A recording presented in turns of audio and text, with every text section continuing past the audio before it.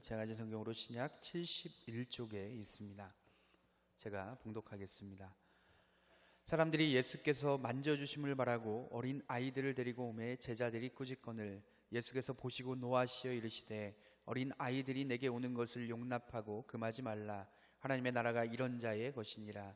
내가 진실로 너희에게 이르노니 누구든지 하나님의 나라를 어린 아이와 같이 받들지 않는 자는 결탄코 그곳에 들어가지 못하리라 하시고 그 어린 아이들을 안고 그들 위에 안수하시고 축복하시니라.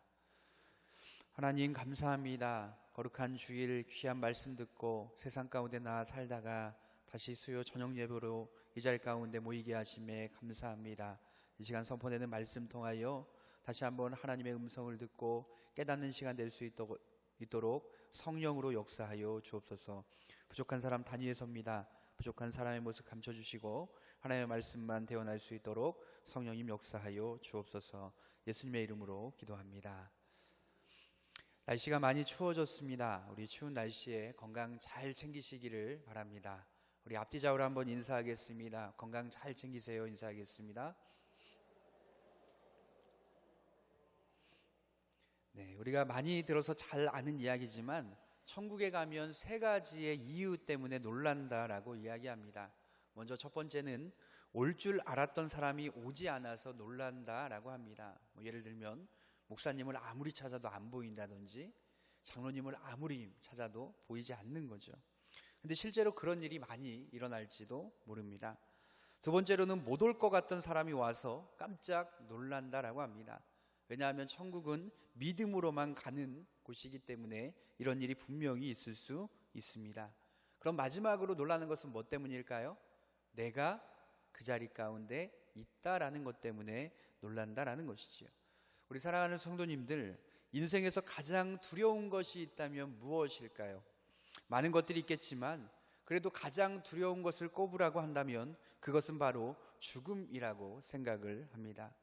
그러나 이 죽음보다 더 두려운 것이 있다면 우리가 죽음 후에 영원한 하나님 나라에 가지 못하고 영원한 지옥 가운데 간다면 그것만큼 두려운 일은 없을 것 같습니다. 우리 얼마 전에 수능이 있었습니다. 수능 때만 되면 왜 이렇게 날씨가 추워지는지 모르겠습니다. 우리 자녀들이 이제 수능이 끝나고 대학교에 지원할 텐데 그때 좋은 대학에 들어가지 못하거나 아니면 우리 자녀들이 좋은 직장에 못 들어갈 수도 있습니다. 물론 속상한 일이죠. 하지만 그것이 속상하긴 하지만 이 땅을 살면서 대학에 떨어진 것, 좋은 직장에 못 들어가는 것이 인생의 실패를 좌우하지 않습니다. 그런데 인생을 마치고 우리가 하나님 나라에 들어가지 못한다면 이보다 더 비극적인 일은 없을 것 같습니다. 그렇게 바라기는 저와 여러분은 하나님 나라에 다 들어가서 만날 수 있기를 주님의 이름으로 축원합니다. 그런데 오늘 본문을 통해서 보면 우리가 가기 원하는 그 하나님의 나라에 대해 예수님은 그 나라 가운데 결단코 들어가지 못하는 사람이 있다라는 충격적인 이야기를 하십니다. 결단코, 즉 절대 못 들어가는 사람이 있어라고 하는 거예요. 정말 이 불행한 사람이 누구일까요? 오늘 성경은 그 사람을 믿음이 없는 사람이다라고 이야기하지 않고 어린 아이와 같이 하나님 나라를 받들지 않는 사람이 바로 이런 사람이다라고 이야기를 하고 있습니다. 여기서 받들다라는 단어가 사실 우리가 잘 매끄럽지 않은데 이것을 원어 헬라어로 보니까 이 받들다는 단어가 텍세타이라고 하는데 이것은 취하다, 받아들이다라는 뜻이 있습니다. 그러니까 오늘 성경을 통해 보면 하나님 나라를 어린 아이와 같이 받아들이지 않는 자는 하나님 나라에 결단코 들어갈 수 없다라는 거예요. 그렇다면 어린 아이가 어떤 특징이 있습니까? 제가 교육부서 사역을 하면서 아이들을 보니까 이 어린 아이들의 특징은 잘 받아들인다라는 특징이 있습니다. 처음에 가보면 아이들 엄청나게 떠들고 뭘 해야 될지 잘 모릅니다. 그래서 정말 시장떼기 같은 그곳에서 이야기를 하는데 나중에 끝나고 나서 물어보면 생각보다 아이들이 그 말을 잘 듣는 것을 발견할 수가 있습니다. 그런데 반대로 어른들은 뭔가를 이야기하면 진지하게 잘 듣고 정말 잘 관심 가지고 들은 것 같은데 실제로 물어보면 잘 기억하지 못하는 경우도 있습니다. 어린이가 사실은 더 순수하게 모든 것을 잘 받아들인다는 것이지요. 그럼 왜 그럴까요? 우리가 어른이 되어 가면서 그동안 내가 쌓아온 경험들, 지식들, 내가 가지고 있는 여러 가지의 것들이 이제 생겨나면서 자신만의 프레임들이 생겨나기 시작하는 겁니다. 그러니까 어떤 이야기가 들리면 그 프레임에 이렇게 맞추어서 그것에 맞는 것들은 받아들이고 그렇지 않은 것들은 받아들이지 않는 일들이 일어나게 된다는 거예요. 그러니까 순수하게 하나님의 말씀이 선포되어도 각자의 프레임대로 해석하는 일들이 일어나게 된다는 거죠. 그리고 그렇게 프레임이 갖추어진 사람을 성경은 뭐라고 이야기합니까? 마음이 굳어진 사람이다. 그렇지 않으면 교만한 사람이다라고 이야기를 하고 있습니다. 그러니까 다시 이야기하면 하나님 나라에 들어가지 못하는 사람은, 마음이 굳어져 버리고 교만해져 버린 사람은 하나님 나라에 들어갈 수 없다라고 이야기를 하는 겁니다. 사실 당연한 이야기 아닙니까? 우리가 예수님을 구주로 주님으로 믿었다라고 이야기하면서 내가 겸손하지 못하고 내가 교만하게 굳어져 살아가고 있다면 그 믿음은 거짓 믿음일 수 있고 이는 하나님의 나라에 들어갈 수 없다라고 이야기를 하고 있는 것입니다. 그렇게 저는 오늘 말씀을 통해 우리 가운데 굳어지고 교만한 모습들이 있다면 이것을 버리고 어린 아이같이 겸손한 마음으로 하나님의 나라를 이 땅 가운데서도 이루고 또한 죽어서도 그 나라 가운데 가게 되기를 주님의 이름으로 축원합니다. 그럼 어떻게 하면 하나님 나라에 들어가지 못하는 사람의 특징이 무엇일까? 세 가지로 살펴보고 기도하도록 하겠습니다.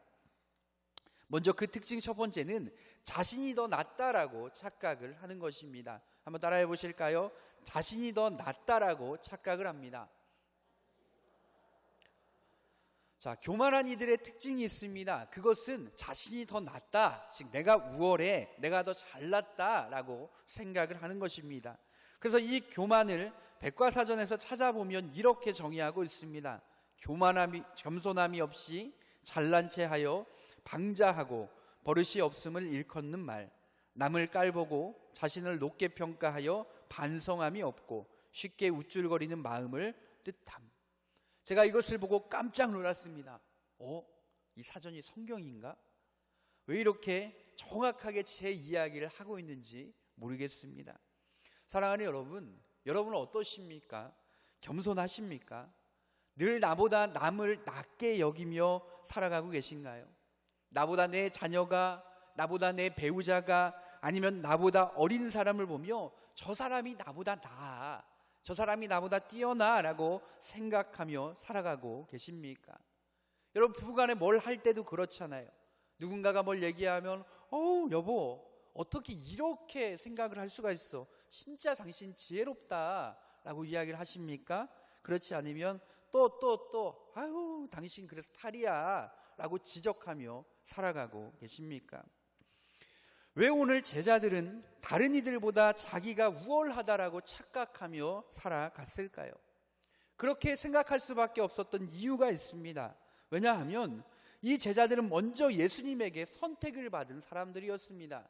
자기가 찾아가서 배우겠다고 한 게 아니라 예수님이 찾아와서 너 내 제자가 되어라라고 선택받은 사람이었고, 그들은 예수님과 동행하면서 특별한 훈련을 받았고 정말 많은 사역들을 감당하고 있었습니다. 그런데 본인들은 정말로 그렇게 사역하면서 나는 예수님처럼 겸손해라고 생각을 했겠지만 그들의 교만은 뜻밖의 사건에서 일어나기 시작했습니다. 우리 본문 13절을 한번 읽어보겠습니다. 13절 시작. 사람들이 예수께서 만져주심을 바라고 어린아이들 데리고 오매 제자들이 꾸짖거늘. 자, 여기서 꾸짖다라는 단어는 계속되는 동작을 나타내는 시제입니다. 즉 한번 아이들 데리고 오지 마세요 하고 끝나는 것이 아니라 이렇게 이야기를 하는 겁니다. 아니, 생각이 지금 있는 겁니까? 없는 겁니까? 예수님이 이렇게 많고 사람 많은 거 안 보이세요? 왜 이렇게 아이들 데려와서 이 중요한 사역을 감당을 하는데 이렇게 귀찮게 하세요? 가시라니까요. 계속해서 이렇게 아이들을 꾸짖고 있었다라는 거예요. 그런데 이것은 제자들이 이렇게 하면서 자기가 우월해서 하는 행동이라고 생각을 했을까요? 아니요. 어찌 보면 예수님의 사역을 좀 편하게 해드리기 위해서 당연히 해야 할 것으로 생각을 했을 것이고, 그 진행하는 과정 중에 은연중에 이렇게 생각을 한 겁니다. 나는 여기서 제자이고 진행을 하는 사람이니까 그들을 가르치고 꾸짖을 수 있는 위치 가운데 있는 것처럼 행동을 하게 됐다는 거예요. 여러분, 교회를 다니는 이들을 세상 사람들이 싫어하는 몇 가지 이유가 있습니다. 그 가운데 큰 이유 중에 하나가 무엇일까요? 바로 잘난 체라고 합니다. 즉, 나는 깨끗하고 나는 이제 하얀색이고 너희들은 아직 구원받지 못한 검정색이야 라는 것이죠. 그래서 금목자욱이라고 검은색과 어울리면 나도 역시 검어질까 봐 어떻게 합니까? 대다수의 사람이 흰색인 우리끼리만 이렇게 어울리며 살아가는 거예요. 그렇잖아요. 그래서 이 사람들이 너무나 사람들을 보며 믿는 사람들 참 잘난 체 심하다라고 이야기할 때가 많다는 거죠. 그런데 한번 생각해 보십시오. 우리의 구원받은 것이 우리가 행한 것 때문에 구원받았다라고 한다면 그것은 맞는 이야기일 수 있습니다. 그런데 우리가 구원받은 것이 은혜로 구원받았다라고 한다면 우리가 그들보다 더 나은 것은 무엇일까요? 은혜를 더 많이 받았다는 사실밖에 없습니다.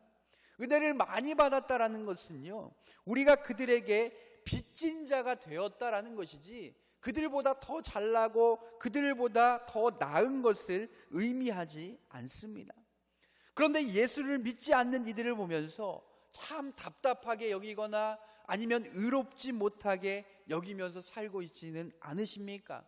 아니, 같이 예수를 믿는다라고 하는 교회 안에서도 훈련을 받게 되고 성경을 배우게 되고 제자 훈련을 하게 되고 많은 섬김과 봉사를 하게 되면서 그렇게 행하지 않고 그렇게 사역하지 않는 이들을 정죄하고 비난하고, 아우, 저 사람은 교회 다닌 지 오래됐는데도 아직도 왜 저래? 라고 그렇게 판단하고 있지는 않으신가요? 제가 청소년 사역을 쭉 하면서 우리 중학교 아이들을 가르치다 보니까 나타나는 재미있는 현상이 한 가지가 있었습니다. 그게 뭐냐면 훈련을 하면서 성경도 잘 모르고 기도도 못하고 주기도문도 잘 못해오는 친구들을 몇 주 동안 1년간 가르쳐 놨더니 이제 이것들이 부모님을 무시하기 시작하는 거예요. 그전에는 몰랐는데 우리 부모님이 권사님이고 집사님인데 자기가 이제 성경도 조금 알고 성경에 대해서도 뭐 알고 그러니까 우리 부모님 나보다 기도를 못하는 것 같네. 우리 부모님 어디 찾아보라 그랬는데 성경 잘 찾지도 못하네. 이렇게 하면서 자기가 교만한 가운데 빠져서 살아가고 있더라는 거죠. 참 황당한 일이었습니다. 제가 느낀 것은 겸손하지 못하면 오히려 제자 훈련을 받는 것이 독이 될 수 있겠다. 그들의 지식만을 더 키워주는 결과를 가져올 수 있겠다라는 것을 깨닫기 시작했습니다. 마찬가지 아닐까요? 어떤 분들은 종종 내가 사역에 대해 잘 알고 있으니까, 내가 지금까지 이거 잘 해와서 익숙하니까 다른 이들이 뭔가를 의견을 제시하면 못마땅하게 여기고 참지 못하고 가르치거나 꾸짖는 사람들이 있습니다. 왜 그럴까요? 굳어져서 그렇습니다. 교만해져서 그렇습니다. 그런데 문제는 그것이 사역하는 거야, 교회 위한 거야, 예수님 위한 거라고 생각하지 내가 교만해서 그대라고 깨닫지 못한다라는 것입니다. 제자들도 마찬가지였습니다. 그래서 예수님께서 이를 보시고 어떻게 했습니까? 우리 14절에 이렇게 하셨습니다. 14절을 한번 읽어보겠습니다. 시작. 예수께서 보시고 노하시어 이르시되 어린아이들이 내게 오는 것을 용납하고 금하지 말라. 하나님의 나라가 이런 자의 것이니라. 자, 예수님께서 어떻게 하셨다고요? 노하셨다라는 거예요. 화를 내셨다라는 거죠. 이 단어는요, 이 예수님이 바리새인들 향해 진노하셨을 때와 똑같은 단어를 쓰고 있습니다. 무슨 일이냐? 마치 하나님의 나라를 위한 것처럼 자신이 더 훈련받고 더 배우고 신앙의 연수가 더 많기에 다른 이들을 꾸짖고 가르치는 것들, 그것이 바로 바리새인들이 하는 행동과 똑같은 거야 라고 예수님께서 그렇게 말하고 있다는 것이지요. 그것은 정말 교만한 거야 라는 거라고 이야기하고 있다는 거예요. 우리 사랑하는 성도님들, 그렇게 바라기는 우리가 믿지 않는 이들, 신앙의 연차가 어린 사람들을 함부로 대하지 않기를, 판단하고 정죄하지 않기를 주님의 이름으로 축복합니다.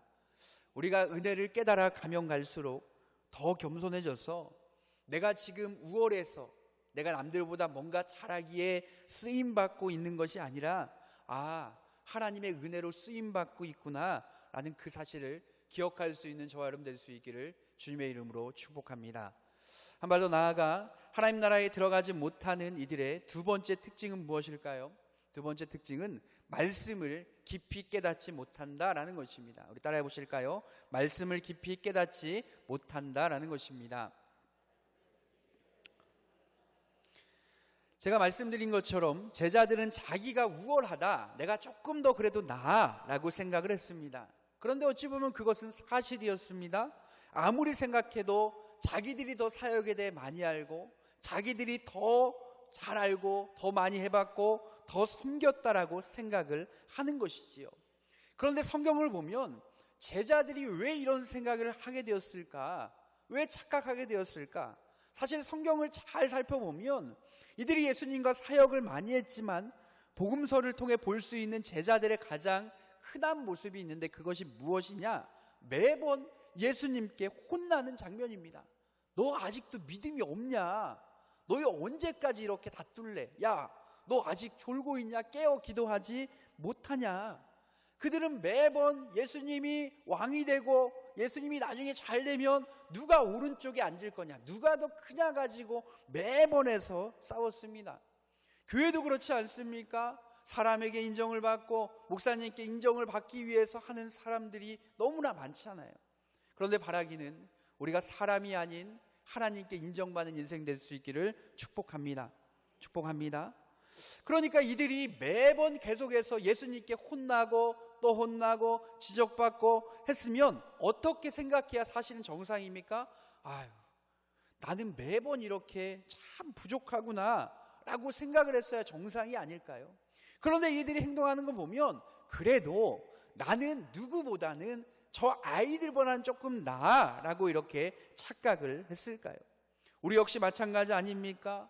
설교를 들으면 들을수록 우리가 얼마나 부족하고 연약한 사람인지를 알게 되고, 부족한 우리를 알면 알수록 우리를 구원하시는 그 하나님의 은혜가 커져가야 하는데, 어쩌다 무슨 설교 내용이 나오면 꼭 자기에게는 적용 안 하고, 저 말은 그 집사가 꼭 들었어야 되는데, 저 말은 우리 남편이 와서 꼭 좀 들었어야 되는데 라고 생각하지는 않으십니까? 설교를 듣고 은혜를 받아 예배당에 나가면 은혜를 받았으니 더 겸손하게 남들을 나보다 낮게 여기고 섬겨야 하는데, 남들을 보면 판단하고 정죄하고 일을 못하고 문제만 있는 사람들만 눈에 보이지는 않으신가요? 그런 것이 많이 보이면 보일수록 우리는 하나님의 은혜와 점점 멀어져 살고 있는 것입니다. 어쩌면 우리의 마음이 굳어져서 말씀의 씨앗이 잘 심기지 않는 상태일지도 모릅니다. 그렇다면 그럼에도 불구하고 제자들이 자기를 왜 우월하다라고 생각할 수밖에 없었습니까? 제자들은 당시에 위대하고 영향력 있는 랍비인 그 예수님께 선택을 받은 사람들이었습니다.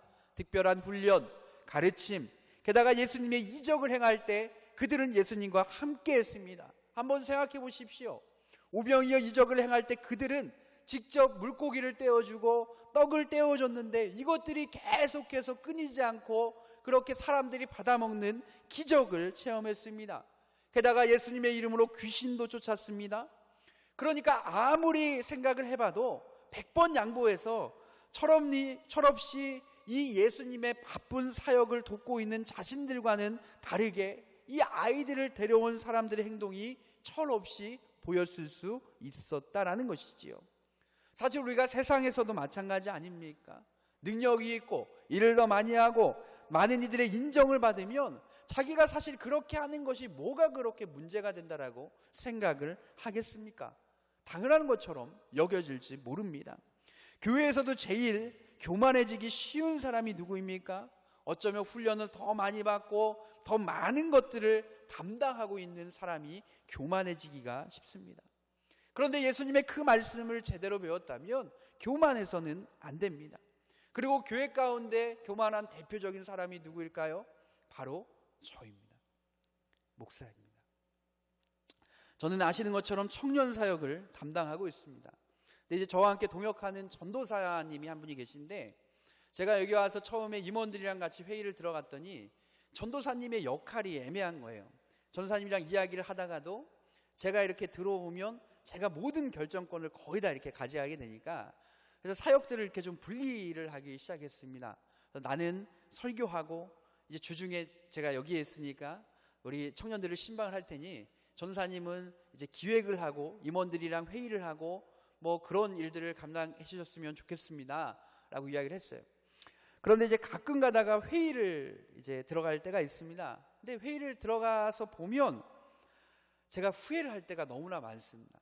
왜냐하면 말이 너무 많아서, 야, 그건 그렇게 하면 안 되지, 이거는 이렇게 하면 안 되지, 그건 그렇게 해야 더 좋은 거야, 내가 해보니까 이거는 이래. 제가 그 말을 하고, 아유, 내가 입에 재갈을 물려야지, 이놈의 입이 방정이지 라고 정말로 속으로 생각할 때가 많습니다. 그래서 어떤 목사님은 학교를 다닐 때 말 실수 때문에 이제 입에 자갈을 물고 다녔다라는, 정말로 돌을 물고 다녔다는 이야기를 들으면서 나도 돌을 물고 한번 들어가 볼까, 이런 생각을 할 정도로 참 교만하다라는 생각이 들 때가 너무나 많습니다. 왜요? 내 지식, 내 경험, 내가 했던 사역들 가운데 사로잡혀 있으니까 자꾸 말하게 되고, 자꾸 가르치게 되고, 자꾸 청년들이 말하면 끊게 되는 거예요. 그래서 우리 청년들이 제가 말하기 시작하면 고개를 푹 숙이고 핸드폰을 하기 시작합니다. 그러면서 자기들끼리 야, 또 시작됐다, 이렇게 카톡을 보내요. 제가 점점 가면 갈수록 꼰대가 되어가는 그러한 느낌인 것 같습니다. 왜 우리가 나보다 나이가 어린 사람을 더 낫다라고 여기지 못하며 살아갑니까? 왜 배우자를 나보다 낫다라고 여기려 하지만 그렇게 행동하지 못하는 걸까요? 여러분, 동의가 안 되시나요? 저만 그렇게 살아가고 있는 겁니까? 아마 제자들은요, 자기가 우월하다는 착각에서 벗어나기 힘들었겠구나라고 생각을 했습니다. 그러니까 결국 우리가 말씀 가운데 서지 않으면 늘 내가 있는 환경과 내 위치 때문에 내가 더 나아라고 생각하고 착각할 수밖에 없다라는 겁니다. 오늘 제자들을 보십시오. 그들의 사역과 봉사와 더 많은 것을 하는 것을 보고 아마 자신들이 더 지혜로워라고 생각했을 것입니다. 이것이 참 위험한 거예요. 그래서 오늘 예수님께서 그런 착각에서 벗어나기 위해 뭐라고 이야기합니까? 14절에 이렇게 말씀하십니다. 예수께서 보시고 노하여 이르시되 어린 아이들이 내게 오는 것을 용납하고 금하지 말라. 하나님의 나라가 이런 자의 것이니라. 하나님의 나라가 누구의 것이라고요? 이런 어린 아이들의 것이다 라고 이야기를 하고 있습니다. 제자들이 그 말을 들으면서 무슨 생각을 했을까요? 아마 이런 생각을 했을 겁니다. 왜냐하면 이 일이 일어나기 얼마 전에 이 아이들에 관련된 이야기를 예수님이 하신 적이 있거든요. 오늘 본문 10장 앞에 마가복음 9장 36, 37절을 한번 읽어보겠습니다. 37절 시작. 어린아이 하나를 데려다가 그들 가운데 세우시고 앉으시며 제자들에게 이르시되 누구든지 내 이름으로 이런 어린아이 하나를 영접하면 곧 나를 영접함이요 누구든지 나를 영접하면 나를 영접함이 아니요 나를 보내신 이를 영접함이니라. 자, 예수님께서 제자들 불러놓고 어린 아이를 앞에 세워서 말씀하셨다는 거예요. 뭐라고 이야기합니까? 이 아이를 영접하는 것이 곧 나를 영접하는 것이다. 그러면 얼마 전에 어린 아이에 대해 이야기를 했으니까 어린 아이들이 오면 이들이 그 말씀을 깨달았더라면 어린 아이들 올 때 꾸짖지 못했을 겁니다. 말씀을 들었어도 깨닫지 못하고 자꾸 잊어버리니까 자기가 어떻게 은혜를 입었고 자기가 어떻게 구원을 받았는지 새까맣게 잊어버리고 자기의 위치만을 보고 타인을 판단하고 내가 조금 더 나아라고 생각을 하게 된다는 거예요. 무슨 말이에요? 하나님의 말씀 앞에 깨어있지 못하는 사람은 늘 남을 정죄하고 무시하고 판단하고 꾸짖고 가르치며 저 사람은 왜 저렇게 하는지 모르겠다라고 살 수밖에 없는 존재가 된다는 거예요. 그렇게 사랑하는 우리 귀한 성도님들, 바라기는 말씀을 깨닫기 위해 매일 말씀 가운데 설 수 있기를 소원합니다. 우리가 주일에 말씀을 듣고 나가도 사실 잊어버리는 것이 너무나 흔한 일이잖아요. 여러분, 지난주 주일 말씀 붙들고 월, 화, 수요일까지 그 말씀 적응하며 그 말씀 묵상하며 살아내셨습니까? 주일날 말씀 한 번 듣고 나아가 잃어버린다면 어찌 우리가 매일매일 삶 가운데 하나님의 말씀 앞에 서기 위해 큐티하지 않고 말씀 보지 않고 하나님 앞에 겸손하게 살아갈 수 있겠습니까? 바라기는 매일 잃어버린 이 말씀 앞에 날마다 서서 주님 말씀을 깨닫게 해주십시오. 하나님, 내가 말씀 앞에 순종하게 하십시오 라고 기도할 수 있는 우리가 될 수 있기를 소원합니다. 바라기 날마다 말씀 앞에 서시기를, 깨닫는 말씀으로 인해 하나님 나라가 우리 마음에 늘 있게 되기를 주님의 이름으로 축원합니다. 우리 마지막으로 하나님 나라에 들어가지 못하는 사람의 특징이 무엇입니까? 세 번째는 예수님을 의지하지 않는다라는 것입니다. 우리 따라해 보실까요? 예수님을 의지하지 않습니다. 자, 본문 구조를 한번 보십시오. 어떻습니까? 제자들이 어린 아이들을 데리고 온 사람들을 막 꾸짖고 있고, 예수님은 이 꾸짖고 있는 제자들에게 분노해서 제자들에게 꾸짖는 예수님의 모습을 볼 수 있습니다. 아마 제자 입장에서 보면 되게 억울할 수 있습니다. 아니, 나를 위해 한 것도 아니고 예수님 때문에 한 건데 우리 예수님 오늘 왜 이러시지? 라고 생각할 수 있습니다. 마치 이런 것 같아요. 제가 누구랑 상담을 하고 있는데 어린 아이들이 막 오는데 그걸 가만히 냅두고 있는 겁니다. 그러면 이제 누군가 가서 목사님 상담 중이니까 너희 저쪽으로 가 했더니 제가 갑자기 막 화를 내면서 집사님 지금 뭐 하시는 거냐고 막 이렇게 하면 여러분 어떠시겠습니까? 되게 황당하겠죠. 게다가 예수님은 어떻게 합니까? 그것도 모질라서 어린 아이를 붙잡고 축복 기도까지 하십니다. 아니, 제자들은 그렇게 혼내고 그 어린 아이는 축복 기도까지 하고 있다는 거예요. 그러면 이 어린 아이의 뭐 때문에 예수님께서 이렇게 행동을 했을까요? 우리 15절 한번 읽어보겠습니다. 15절 시작. 내가 진실로 너희에게 이르노니 누구든지 하나님의 나라를 어린아이와 같이 받들지 않는 자는 결단코 그곳에 들어가지 못하리라 하시고. 자, 어린아이의 가장 뚜렷한 특징이 뭐라고 했죠? 잘 받아들인다라고 말씀드렸습니다. 그리고 또 한 가지의 특징이 있습니다. 그것이 무엇이냐면 어린아이는 그 부모를 신뢰하고 절대적으로 의지한다는 거예요. 이것을 잘 표현한 것이 바로 시편 131편입니다. 제가 새 번역 버전으로 한번 읽어드리겠습니다. 주님, 이제 내가 교만한 마음을 버렸습니다. 오만한 길에서 돌아섰습니다. 너무 큰 것을 가지려고 나서지 않으며 분에 넘치는 놀라운 일을 이루려고도 하지 않습니다. 오히려 내 마음은 고요하고 평온합니다. 젖된 아이가 어머니의 품에 안겨 있듯이 내 영혼도 젖된 아이와 같습니다. 이스라엘아, 이제부터 영원히 오직 주님만을 의지하여라. 시편 가운데 겸손에 대해 잘 표현한 구절이 바로 시편 131편인데 여기에서 겸손을 뭘로 표현하느냐? 마치 그 어머니 품에 안겨 있는 아이의 모습으로 표현을 한다는 거예요. 왜 그렇습니까? 이 아이는 철저하게 부모를 의지합니다. 즉 겸손한 자는요, 내가 가진 능력, 내가 가진 지식, 내 것을 의지해 다른 사람을 정죄하고 비난하고 판단하는 것이 아니라는 거예요. 나는 우리 부모님이 없으면 살아갈 수 없는 너무 연약한 존재야 라는 것처럼 나는 하나님이 없으면 부족한 존재입니다. 나는 연약하기에 하나님만 의지하고 예수님만 의지합니다. 내가 매 순간 봉사하고 사역하고 섬기는 것이 내 능력이 뛰어나서가 아니라 하나님께서 세워주셨고 하나님께서 힘 주셔야지 할 수밖에 없는 존재입니다. 그러니 정말로 연약한 이 모습, 주님을 의지하며 내일을 살아가게 하여 주십시오 라는 고백이 어린 아이와 같은 모습일 수 있다는 거예요. 그래서 겸손의 대가인 앤드류 머레이는 겸손과 순종에서 이렇게 이야기했습니다. 겸손은 피조물로서, 죄인으로서, 그리고 성도로서 참다운 내가 되도록 한다. 죄인으로, 성도로 참다운 나를 보기 원하면 뭐 해야 된다는 거예요? 겸손해야 한다는 거예요. 그리고 그 겸손이 무엇이라고요?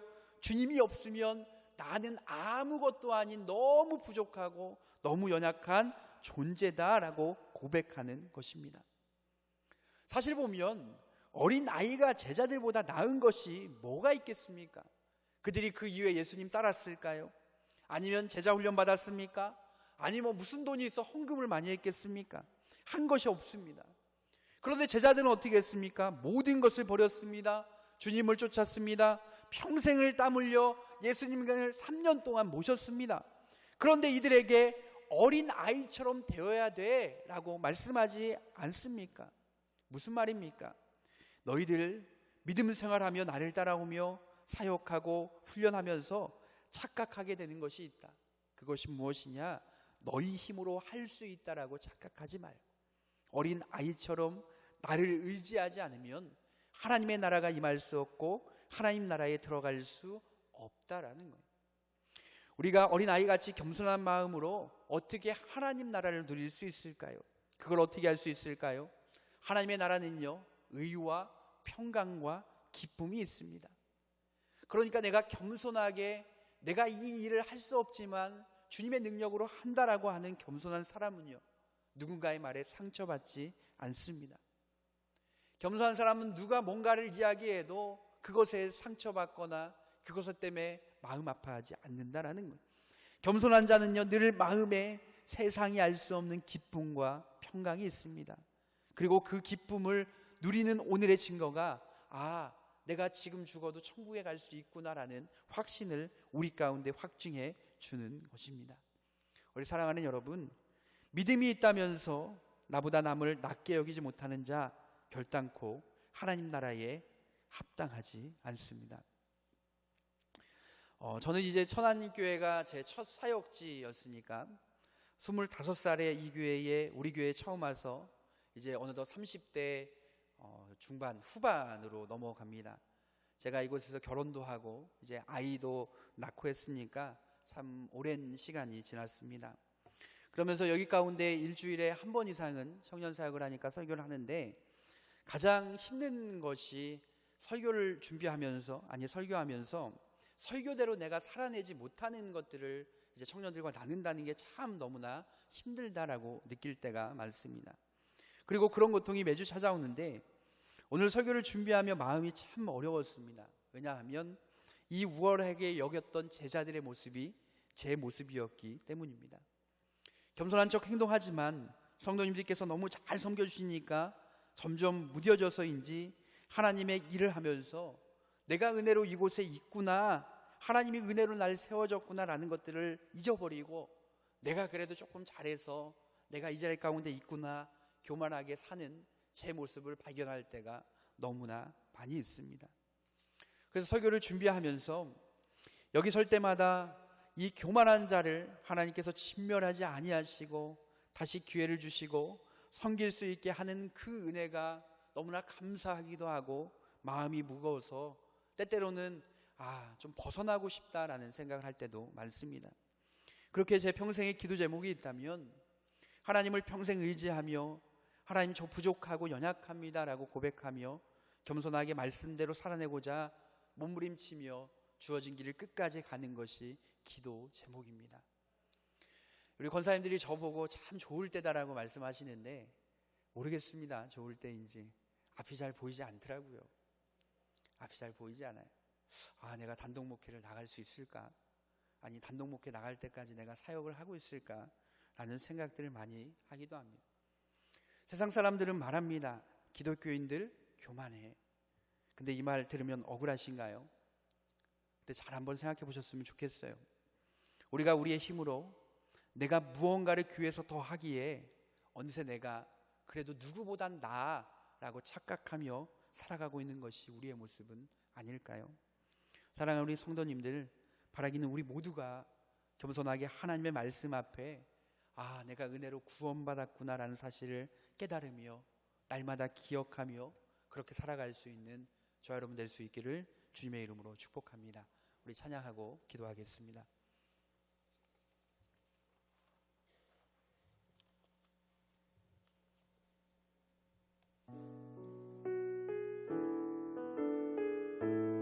가사를 생각하며 찬양합니다. 주여 주여 우린 연약합니다. 우린 오늘을 힘겨워 합니다.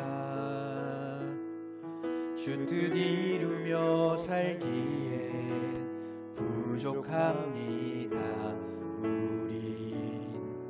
우린 연약합니다. 주여 우린 넘어집니다. 주여 우린 넘어집니다. 오늘 하루 또 실수합니다. 주의 긍휼을 구하는 죄인입니다. 주만 바라봅니다. 한없는 주님의 은혜, 한없는 주님의 은혜 온 세상 위에 넘칩니다. 가릴 수 없는 주 영광 온 땅 위에 충만합니다. 주님만 이기리오니 우린 그 길 따라갑니다. 그날에 우리를 이루신 주는 완전한 다시 한번 믿음으로 고백할까요? 주여 우린 연약합니다. 주여 우린 연약합니다. 우린 오늘을 힘겨워 합니다. 주 뜻 이루며 살기에 부족합니다. 우린 연약합니다. 주여 우린 넘어집니다. 주여 우린 넘어집니다. 오늘 하루 또 실수합니다. 오늘 하루 또 실수합니다. 주의 긍휼을 구하는 죄인입니다. 우리 주만 바라봅니다. 한없는 주님의 은혜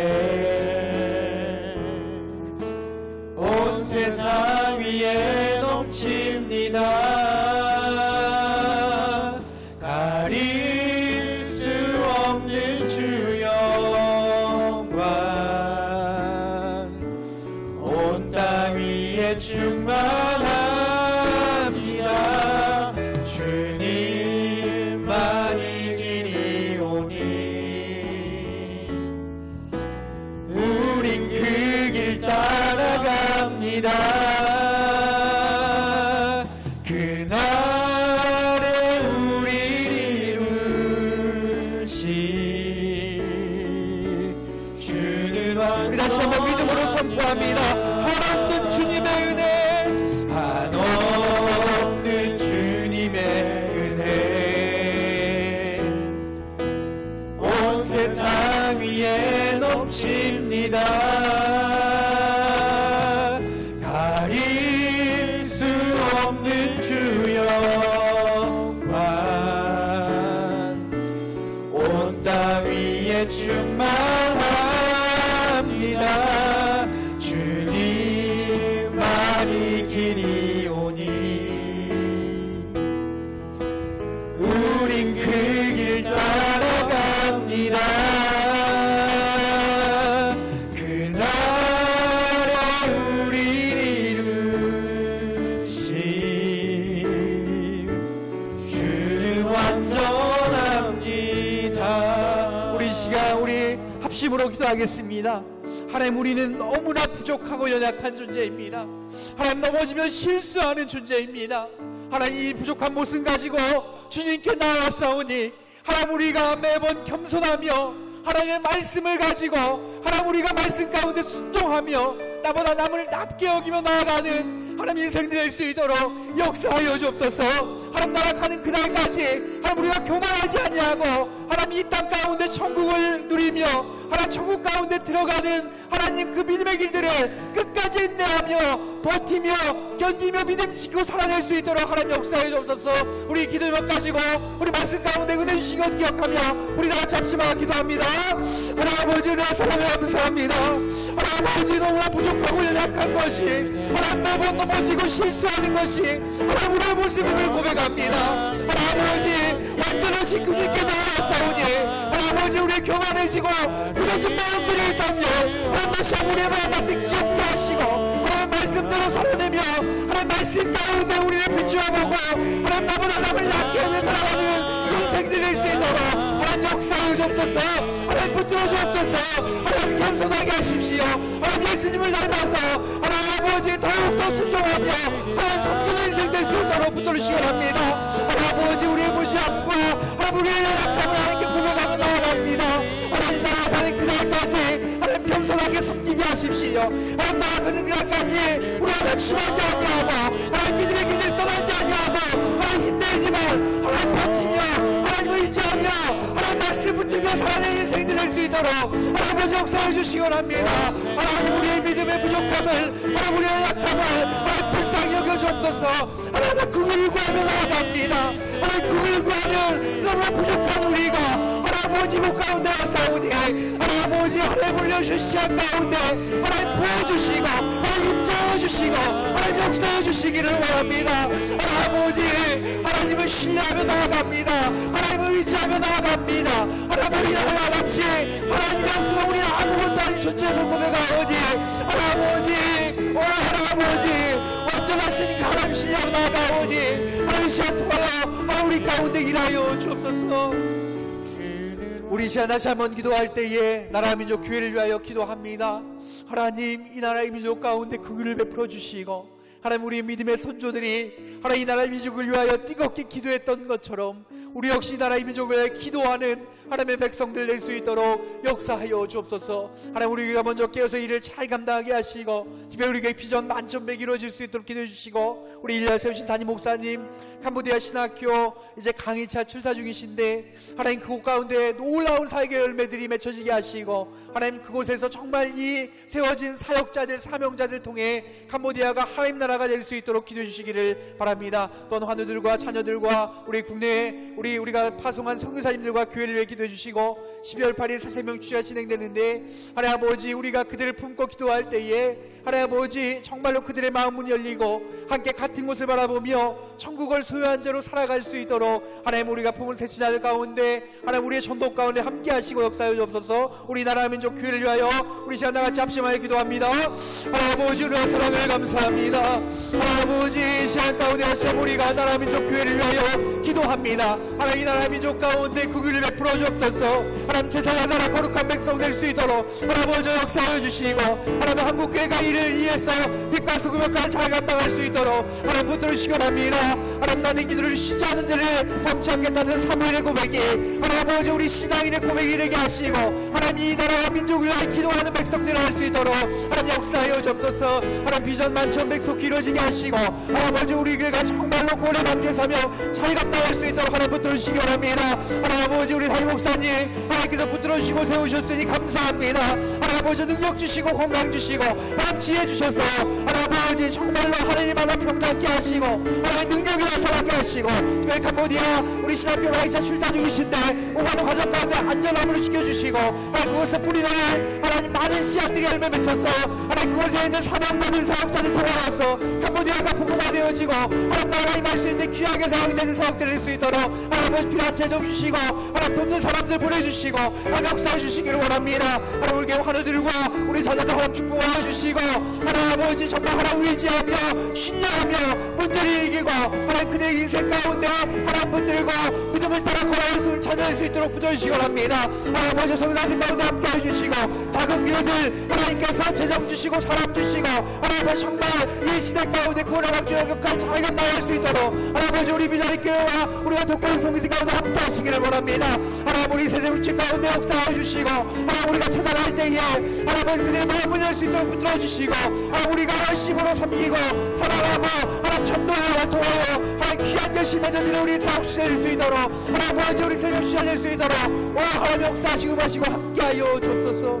우리 마지막으로 기도할 때에 우리 각자 기도 제목 가지고 기도합니다. 우리 사람에게 말하지 못하였지만 하나님은 분명히 알고 있습니다. 우리가 기도할 때에 하나님께서 일하시고 문제보다 더 큰 하나님을 만나게 될 줄로 믿습니다. 우리 시간 다같이 우리 통성으로 자기 기도 제목 가지고 기도합니다.